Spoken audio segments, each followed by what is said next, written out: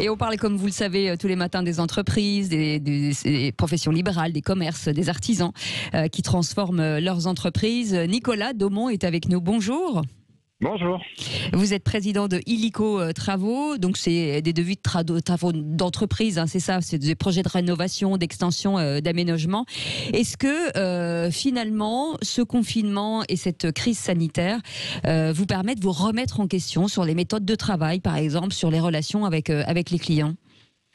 Alors, il y a deux axes. Il y a déjà avec le client, effectivement, on signe beaucoup plus en signature électronique. Autant dire que dans les domaines du bâtiment, où on signe encore tout à la main, des devis modifiés. Là, on est tombé dans l'ère du numérique où on envoie les devis signés, les clients font des virements, donc c'est un premier changement.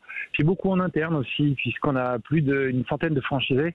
Et c'est vrai que dans les formations, dans les regroupements, les réunions en interne, on fait beaucoup de Teams ou de visioconférences qu'on faisait beaucoup moins. On avait la culture de se déplacer, de réserver un hôtel, de se voir. Donc c'est vrai qu'il y a eu un vrai changement, ça a apporté quelque chose.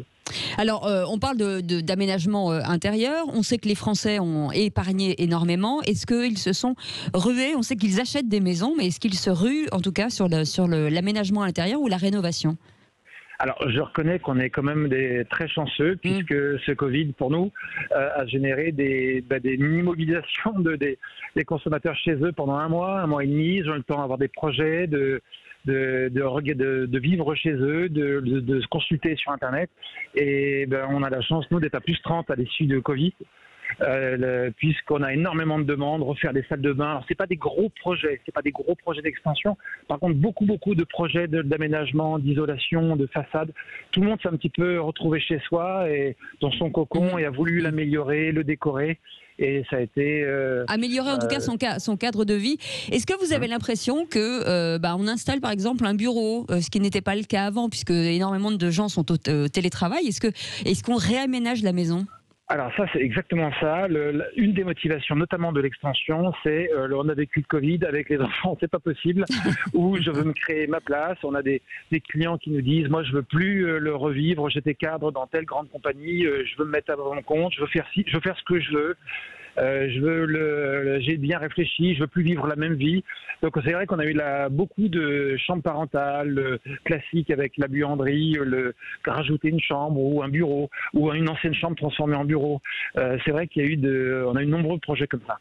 Alors, on parle beaucoup de rénovation. Est-ce qu'il y a, selon vous, suffisamment d'aide du gouvernement justement pour rénover son habitat ? Est-ce que vous sentez qu'on pourrait faire un effort quand même sur pas mal de choses ?